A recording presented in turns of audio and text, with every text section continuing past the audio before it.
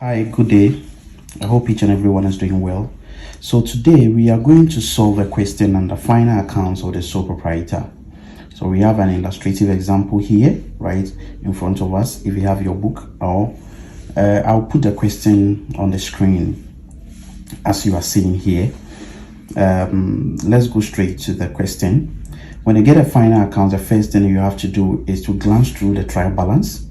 Although there is a trial balance, but it has been arranged as one, so you are not seeing both the debit and the credit. So you have to know which is the one which is an asset, liability, income, expenses, and equity. First of all, we have Godfred Opoku has a retail business. The following balances were extracted from his books at the end of his financial year on 31st March 2012. We have leasehold property, 25 years cost. So that is the amount or the historical cost for leasehold property. And when you see the 25 years, it means it's going to be used for 25 years. We have equipment cost 54,000. That is how much we acquired equipment. We have provisions for depreciation. It's the same as accumulated depreciation. We have leasehold property. We have equipment. We have 6% bank loan repayable 31st December 2015. That is long-term or non-current liability. Loan is a liability. We have bank, and you see that the amount DR has been written against it, meaning this is having the bank account is having a positive balance. It's only bank is the only asset that can have a debit balance or credit balance. So in order not to be in a state of ambiguity, the examiner has already indicated that bank is having a debit balance. We have trade receivables, people who are owing us, trade payables, those that we are owing, provision for doubtful debts, and revenue purchases. Purchase retains the same as return outwards. We have opening inventory, that is inventory at 1st April 2011. We have equipment repairs. We have equipment running expenses. We have general expenses. We have wages. Good. Here, wages is standing alone. It's not wages and salaries. So this wages as an expense will be part of the cost of sales. You won't bring these wages as part of the operating expenses. If it was wages and salaries, then we would have classified it to be operating or indirect expenses. But wages alone will be classified as direct expenses, and it should be part of the cost of sales. You add it to the cost of sales. We come to insurance, power and water, advertising, discount allowed, discount received, capital at 1st April 2011, drawings.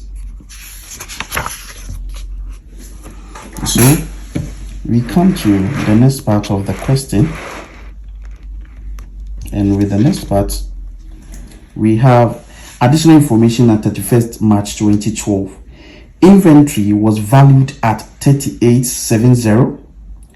Godfrey took inventory at 450 for his own use. Equipment running expenses. So Godfrey took Godfrey took inventory at 450 cedis for his own use. It means that there was a drawings. So the two accounts that this transaction will affect will be drawings and purchases. If Godfrey took cash, it would have been drawings and cash. Equipment running expenses, we have 750 were accrued. That means that equipment running expense owings. So it must be added to the one given to you in the trial balance, and this amount will be regarded as current liability because we haven't paid, we are owing.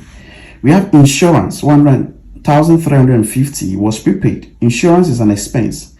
So if we've paid more than what we were supposed to pay, it means we've made an advance payment. This will be deducted from the amount given to you in the trial balance, and the 1,350 will be regarded as current asset because it's an expense prepaid. And since it's an expense and paid more than that, it becomes an asset. We have the 6% bank loan, which was received on 1st December 2011. This additional information is trying to draw your attention to the fact that if you are going to compute for interest, you should take into consideration the date that you received the loan. Let me take it again. If you are going to work for the interest on the loan, you have to consider the date because we acquired the facility on 1st December 2011 and the year ends at 1st March 2012. That means that December, January, February, March, 4 months. So out of the whole 12 months, we've utilized the loan for only 4 months, and that year alone we are not going to pay interest of 12 over 12. It will be 4 out of 12 because we've used the loan or the facility only 4 months. The appropriate amount is to be written off the lease, and that is the leasehold property. So we have to amortize the leasehold property. So it will be the cost divided by the number of years or the expected useful life of the assets. Then we come to the purchase of additional equipment. 10,000 has been omitted from the books. Payment was 5,000 by check with a reminder on credit. Equipment is to be depreciated at the rate of 20% per annum using the diminishing or reducing balance method. Provision for doubtful debt is to be maintained at 8% receivables. Good. So this is the question.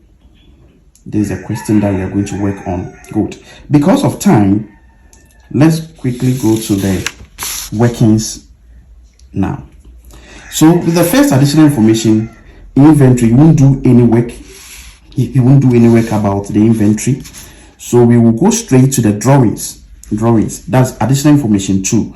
Godfrey took inventory at 450 cedis for his own use. So it will affect the drawings account and affect purchase account. So if you can see my workings, you can see that drawings account has been opened, but here is not the T account. It is a normal account that any person can understand. So we have drawings. Where is my pen? So we have drawings, and this drawings that we are talking about is from Godfrey. That's Godfrey took some goods. So the purchases or the goods that you bought is going to be reduced by the drawings made by Godfrey. So what you have to understand is that, first of all, you go to the trial balance and go and check the drawings figure that was being given to you. So you kindly check the drawings figure. So in the trial balance, drawings was 8,500. That is why I wrote balance brought forward or balance as per trial balance. You are not wrong. 8,500.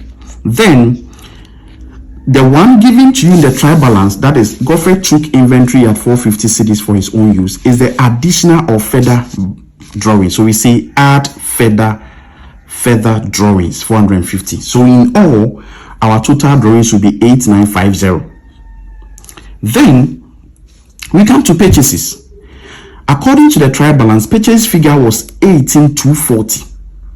And since Godfrey has taken 450 and it wasn't recorded, that further drawings will reduce the purchases. That's the goods. So we deduct 450 from the 18,240 to get 17,790. That is for the first additional information. The second one is the third one, equipment running expenses 750 were accrued and insurance 1,350 was prepaid. So equipment running expenses is here. You could see the balance given to us in the trial balance or the opening balance or balance before it or balance as per trial balance is 2650. When you say you are accrued or you are owing an expense or you've accrued some expenses, what it means is that you've enjoyed the expense but you haven't paid for it. And since you are preparing an account for the whole year, it must be included. That's why we always add accruals, add owings, add unpaid, add outstanding. They are all synonymous. So we will add the one that we are owing because we've enjoyed the service, and we will get 3,400. The next one that we have is the insurance. Insurance too was prepaid. Insurance given to us in the trial balance was 3,640. Since it was prepaid, it means we haven't enjoyed the service, but we've paid, and it doesn't relate to this year, so we have to deduct. So we less 1,350 and you get 2,290. The next additional information is the 6% bank loan was received on 1st December 2011. We are talking about the computation of interest on bank loan, and as I already stated, interest on bank loan will be calculated. No balance was given. It means we haven't paid any interest loan, so the interest that we are going to work will be the final. And since we have not paid part according to the question in the trial balance, you haven't seen any interest on loan paid or interest on loan, then the total interest you will get will be the interest you were supposed to pay for the year, and since it has not been paid, it will also represent a current liability. So 6% is the interest rate. 4 over 12 is the proportion of the month that you've used the loan over the whole year, multiplied by the principal. Good. So in a normal computation, compound interest, you see that is the I times T times P. So this is the rate of interest, this is the time, and here the moment you don't bring the time, you are assuming that you took the loan on 1st December and you've used the loan for the whole year. So always pay attention to date and time in accounting. Okay, so that is it. You get 500. The next one is an appropriate amount is to be written off the lease. That's a leasehold. So this additional information, since the leasehold is part of our non-current asset, don't work it alone. Bring it to the non-current asset schedule. So we will jump. The purchase of additional equipment, that is additional information 6. The purchase of additional equipment 10,000 has been omitted from the books.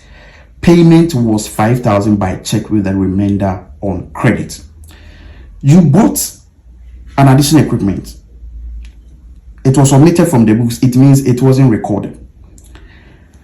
The first account you are going to work is the equipment account. That means that we have to debit or add 10,000 to the equipment account. And since we haven't prepared the non-current asset schedule, we are not going to touch on this. But payment, that is a corresponding account. Payment was made by 2 forms, one on credit and one by check. So you can open bank account as I have here. You can open bank account as I have here. So the bank opening balance or per the trial balance was 5150. And since you've paid part of the equipment cost with bank, the one that you are paying with check will reduce your bank balance. So that's why I've written less equipment payment 5,000. So 5,000 from 5150, you get a balance of 150. So your bank account is left with 150 cedis. Then the remainder was on credit. That means the people that we are owing, since no name was given, we will classify it to be part of what? Classify it to be part of the trade payables. So initially the trade payables was 4,010. We are buying equipment. The cost is 10,000. We've paid part of it with check and part is on credit. Therefore, our trade payables will increase, meaning those that we are owing, it will increase by 5,000. That's why we've added equipment, half payment, 5,000. So our trade payables in the trial balance, which was 4,010, will no more be 4,010. It will be 9,010. Please, I hope you get it. I hope we are not missing anything. Let's move on. Provision for doubtful debt is to be maintained at 10% and 8% of trade receivables. Provision for doubtful debt. When you say doubtful debt, it's a timing of an uncertain amount. And provision for doubtful debt is a liability. It's a present obligation. You have to do that then because of the prudent concept. You have to make a provision so that you do not overstate your profit. So that you do not anticipate certain things that it might happen or it might not happen. It's very, very, very important. So, provision for doubtful debt is here. The one given to us in the trial balance, or the balance as per trial balance, was 700. And they are saying that the final provision should be 8%. When we read the additional information, is provision for doubtful debt is to be maintained at 8% of trade receivables. And what is the trade receivables figure? It was 6,750. So 8% of 6,750 will give us 540. Initially, management said, or the Godfrey Poku said it was 700. Then finally, provision, which is a liability, has reduced to 540. It has decreased by 160. And since it's a provision and it's a liability and it is decreasing, this decrease of 160 becomes other income. If the final provision increased, then it would have become an expense. If your liability is increasing, it becomes an expense. If liability is reducing, it becomes an income to you. So that is why we have provision for doubtful debt. Let's come to the non-current asset schedule. It's very, very important that we do that one. Good. So we shouldn't forget right after computing for the provision for doubtful debt, have you seen it? Then we come to our trade receivables here, extreme right. We have the opening balance for trade receivables to be 6750. This was the amount of money you were expecting from those who are owing you, and management is saying that they aside this amount, you must make a provision. You are lucky there's no bad debt. If there are no bad, still make a provision. So the provision that we made, we got the final to be 540. When you take the 540 from 6750, you get 62110. The reason why we are deducting the 540 is because we want to know the actual receivables, people who will be able to pay us next year. So we computed this provision because of the prudent concept in order to arrive at the actual, let me say 99.99%, we are sure that this 6210 we will receive. If you compute for the final provision and you don't deduct from this, your statement financial position will never balance. Good. So let's come to the non-current asset schedule. First of all, when you say the non-current asset schedule, the main reason for preparing this schedule is to know your net book value. That is the carrying amount of the various assets you have as at a particular point in time. So the cost of, we have only two assets or non-current assets, that's leasehold and equipment. So the cost of leasehold was 50,000, equipment was 54,000. Within the year, you saw that they purchased additional equipment, which was 10,000. So will be that one wasn't recorded. So you have additions, equipment 10,000. If you've seen it, addition, yeah, I hope you've seen it. Good. So then after when you take, there's no disposal. If there was a disposal of an asset, that one you deduct, additions you add. That's why we got equipment 64,000, leasehold 50,000.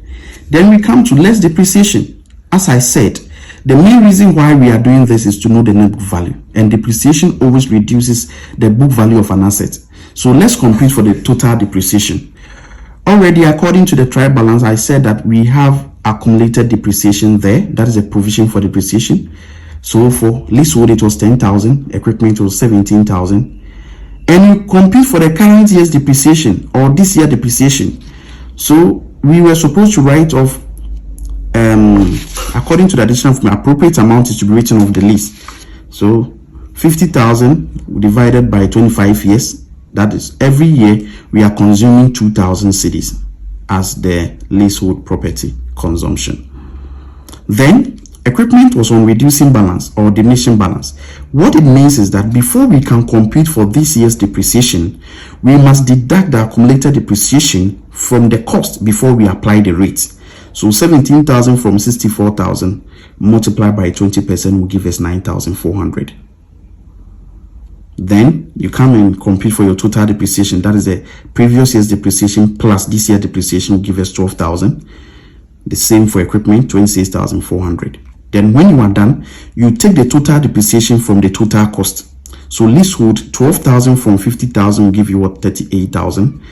For equipment, 64,000 minus 26,400 will give us 37,600. That's all for the workings. Thank you very much.